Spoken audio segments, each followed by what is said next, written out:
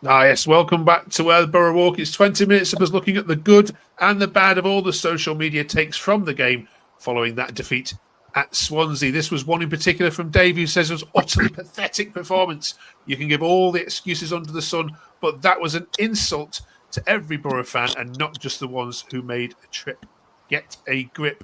So we're talking about this topic now. Have you given up as a Borough fan on this season? We're getting our panel's view on that now. We're also talking about what on earth is going on with Morgan Whittaker. So many frustrations with his latest performance.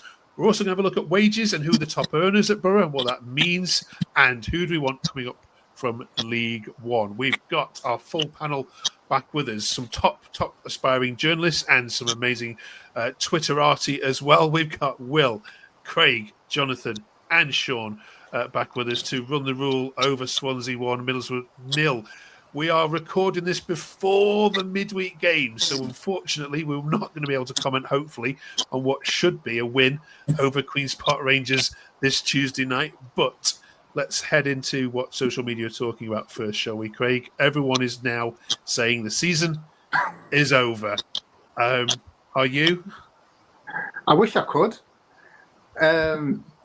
What was it, 10 days ago when we, before we won 2 in a row, and I was like, 7 points is too much, form's terrible, injuries all over, season's finished. And then you win 2 in a week, and you're thinking, oh no, we've turned a corner, and then we go and do a typical Borough. You think confidence is going up. I just wish, I don't know. It's still my head in. Will, I will remind you that last week, just towards the end, I did say it was Derby and Stoke that you got your wins against, and maybe they're the 2 worst teams in the league. What went wrong against Swansea? Everything, to be honest. What comes to mind is I thought straight away. I thought the players didn't look bothered. I think some of them, in particular, I thought Ryan Giles was really strange. I thought it was sort of wandering around the pitch, sulking. Nothing was coming off. I thought he was about to burst out crying at one point. He looked like devoid of confidence, really weird. I thought Morgan Whittaker just got rattled by the Swansea fans, booing and jeering every time he touched the ball. It's weird. Carrick tried to make subs at half time because something had to change. It absolutely did. But I came away from it thinking that the fans that went needed to be reimbursed, because I can't even imagine travelling that far to watch that performance. He dropped as well. He dropped Bergzorg, which many people have said was a head scratching. Ty says he's dropped Bergzorg, who's been our best player. The team looks out of ideas. We have no fit centre backs, despite the "now we'll be all right" quote. Another season wasted. We played 2 awful teams. Now we play someone who's okay, and we look painfully bad. What about that dropping of Bergzorg? Was that a surprise to you when you saw the team? Yeah, I didn't understand it. I get rotating players when you've got 2 games in a week, but we are scratching around looking for what players are in form, because they all look, as Will alluded to there, either disinterested or out of form. So to drop a player that, was scoring goals, looked sharp, looked up for it, I couldn't work it out. And to be honest, there was too many square pegs in round holes for me. Like, some of them were forced, but we had a situation where we brought on Illing Jr. to play left back when up until that point he'd been playing on the right wing. It's just it smacked a little bit of desperation, if I'm honest. And for someone like Carrick, who doesn't make early subs, we've alluded to it before, he made a double substitution basically at half time, and I think we just seem to have lost all cohesion completely. Cheers for that, all of you. Jonathan Mark says Morris has been awful since he came back from injury. Whatever money anybody offers us for Hackney, we just need to take it. Whittaker, Iheanacho, Jesus Christ. Our only player who's any kind of form, Bergzorg, gets benched. It's like he's trying to get sacked now. What's your take on all of that, John? I think the lads have already said it. It was it was an abject performance. There's a couple of things that come to my mind. One's about leadership, and Carrick's always got this calm association that goes throughout the club. And I think when you're a leader, you've got to be able to demonstrate calmness for players who that resonates with. but I think you've got to be able to put some people a rocket up the arse. And I wonder if Carrick ever does that, because some players definitely would respond to that much better than the softly, calm approach. I have no doubt about it. That's just basic leadership principles. And then watching the game, I understand they're trying to play the way they're being trained, but their capability is not there. And the amount of pressure they invite on themselves with backward passing, and I get it, they're looking to draw the opposition in. But, all you need to do is, if you're the opposition, just watch the Bristol game. Swansea did exactly that. Just pile onto us, overrun us, and we invite the pressure on. It drives me nuts. And I don't see it's changing, and the players don't look good for it. And so your man's right in his tweet. Morris's form's not been great. I accept he was better before his injury than after. The new players haven't bedded in. It's a tough time for everyone, and something's got to change. And Carrick's the man at the top, and he's changed now, and I don't like it. Craig, you play a QPR side next to, well, by the time this goes out, you'll have played them, but they are strikerless, away form's really poor. And then you go to Luton in the Isaiah Jones derby, and they can't win at home. So I think is it fair to say in 6 days' time we'll know exactly where this Boro side stand? No. We could pull a rabbit out the hat and get 6 points again, or we could get beat in both, because nothing surprises us. Like the QPR, they're in no form whatsoever. They've got nothing to play for. They could come here, sit back, and or push us, and we'll give them chances. And Luton, we'll go tiny ground, tight pitch. If they run us, if they produce more effort, more determination than us, we fall. So I wouldn't be surprised either way that this season, not this season, the past 2.5 years have just done my head in. Isaiah Jones is scoring, don't you? That's the way it's He's definitely going to have an absolute worldie of a game, isn't he? Let's talk about Morgan Whittaker then. Now, so I've not put many of the tweets that was published about Morgan Whittaker on here, because quite frankly some of them are just full of expletives, but it kind of summarised where fans' heads were at. This was the most polite one I think I could find. Morgan Whittaker was stood next to Force on the right wing all first half. Whittaker passing was poor, but there was no easy passes for him to make because nobody was playing where he should have been. It's a 10-second game fix for any other coaching team. What's going wrong with him? I think he gave the ball away at every single possible moment. He looked to, the first couple of seconds, he'd get on the ball and try and go forward, and then he just sort of, I don't know, he'd sort of give up and just think, nothing's going to happen. Because I was talking to someone earlier about the front four that played, and I can only remember Conway that actually played. Fours, Azaz and Whittaker just didn't do anything memorable at all. I couldn't understand the shape they were playing. I couldn't understand if Whittaker was off the right and drifting around in the middle, if he was on the left. But yeah, ever since he's come in, it's been really disappointing. And you paid, I think it's all in total about £8 million for someone to come in and fire us into that top six. It's not like, it'll be all right. It'll be okay in a couple of years. He's a long-term signing. We brought him in for now, and from what I've seen, it's been really poor, really disappointing. Sean, people say about Jack Grealish at City that his £100 million price tag weighs heavily on his shoulders. Are we seeing a little bit of that here, do you think? I don't know if it's the price tag or the way that some of our forward players play. I've been really disappointed in when they're allowed to play football, and I'd even add as to this, when they're allowed to have the ball and do what they want to do and are allowed that freedom and time and space, they're good technical footballers. And I can see that with Whittaker, that technically he's a very good footballer, but as soon as people get in their face, it's like we crumble and we're just too soft. We don't stand up to it. We're just very soft-centered. We're easy to play against. And and Jonathan's been a big advocate for the need for leadership, and I think he's right. When the backs are against the wall, we just seem to capitulate and the shoulders go down and we look disinterested. And I've been disappointed with Whittaker in that sense, that he just, if you lose the ball, it used to be that you'd run sort of 30 yards back to try and retrieve it because you care. And I don't think there's enough of that in our first 11 at the minute. Apathy, Jonathan, is one of the worst things I think can happen to a football club. Anger's probably better than apathy. And I think even now, I'm not even reading any Carrick out tweets anymore. Fans are just fed up. They're just not even bothering anymore. I've seen people going, not even going to bother going to away games. The season's over. What a waste of time it is watching this. Do you get that as a fan? Are you past that anger stage? Are you more kind of can't care less anymore? Yeah, I have to say, although I hated the performance against Swansea, I've been more upset on other occasions, I have to say. I went to Norwich 3-3. It was a cracker of a game for a neutral, but it wasn't particularly good watching Norwich come back into the game. And the indications were there from that moment onwards. And then, Sheffield Wednesday, Boxing Day was another good example where it just takes the wind out your sails. And each time you're not expecting us to do it, and your expectations are met.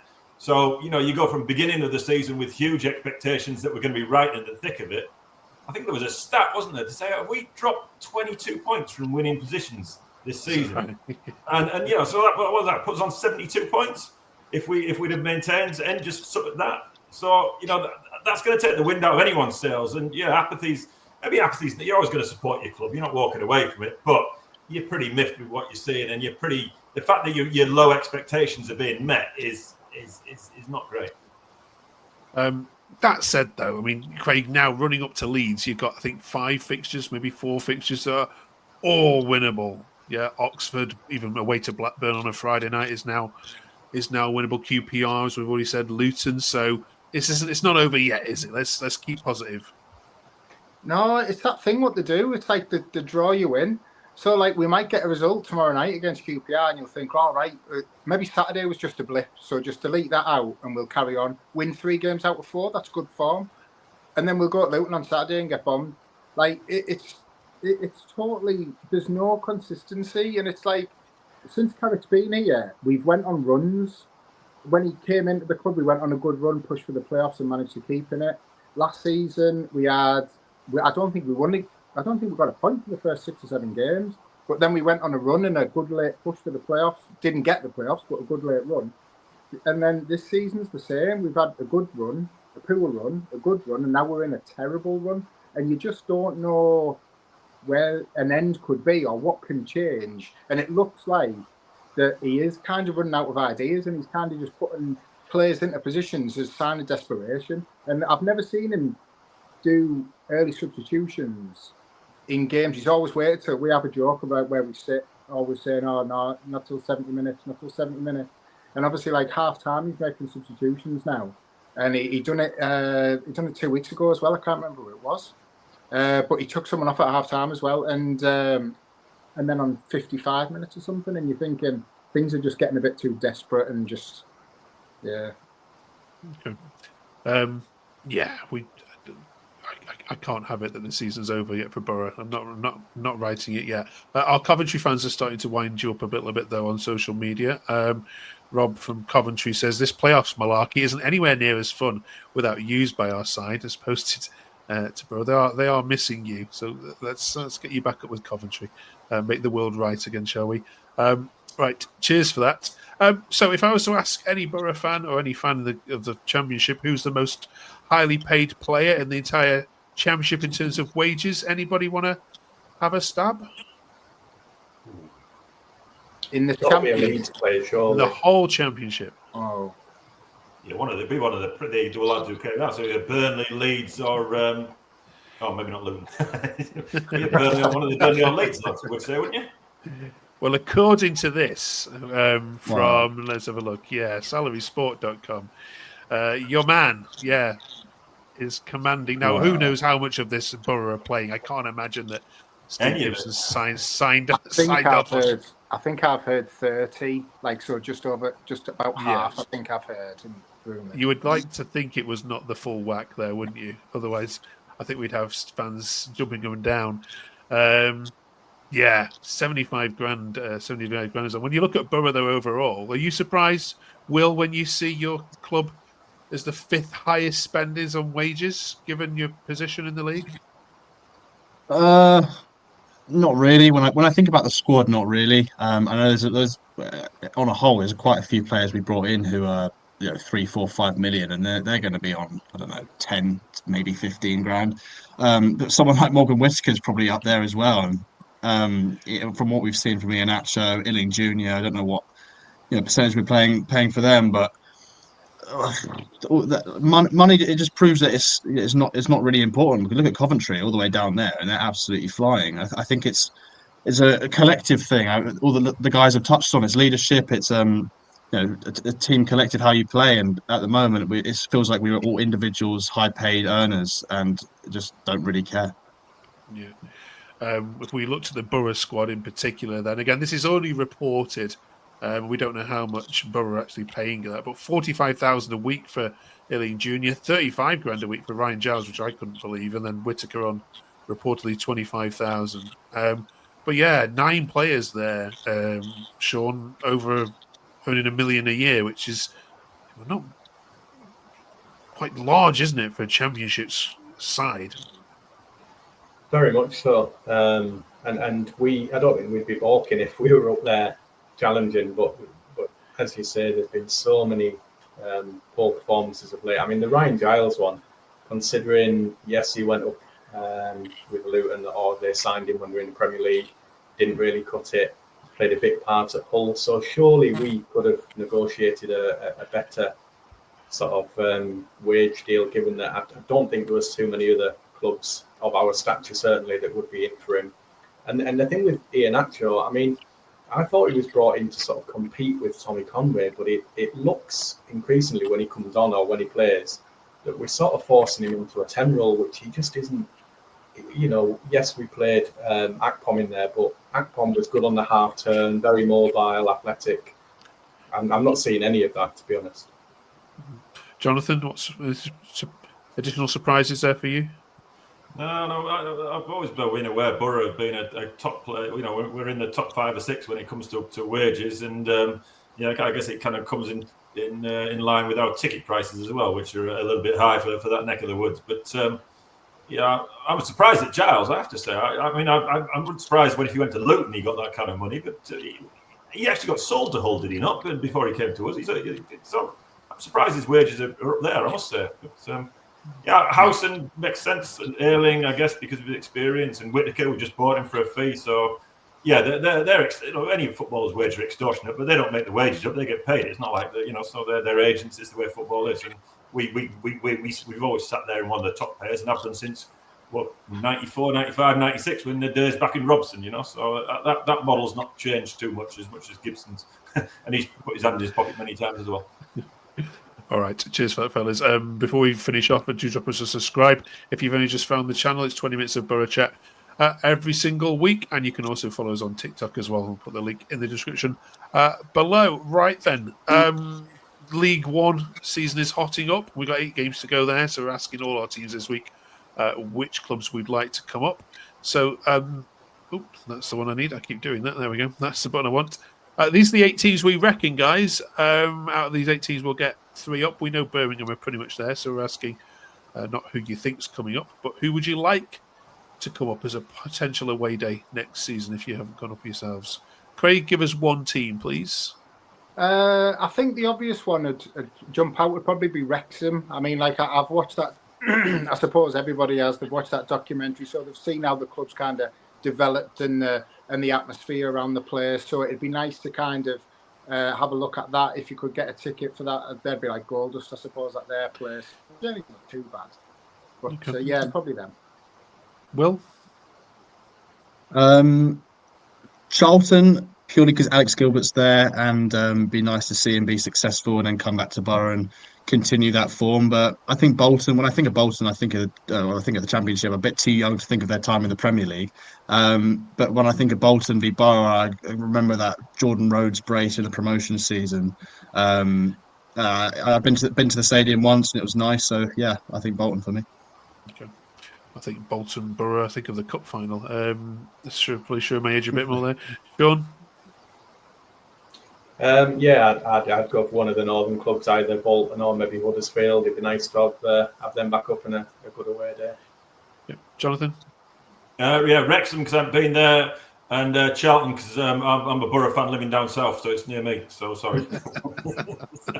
So you know what? One that's not on that list, and they're on a losing run. I want Leighton Orient to go up as well because I've never been there either. So but they're miles off. They're on a losing run. So come on, Leighton Orient, get yourself on a winning run and get in there. Right. Cheers, fellas. Thank you very much for all of that. Do join us next week when, of course, we'll be looking back on the 2 games of this week, QPR and the weekend game as well. See you then. Thank you very much for watching.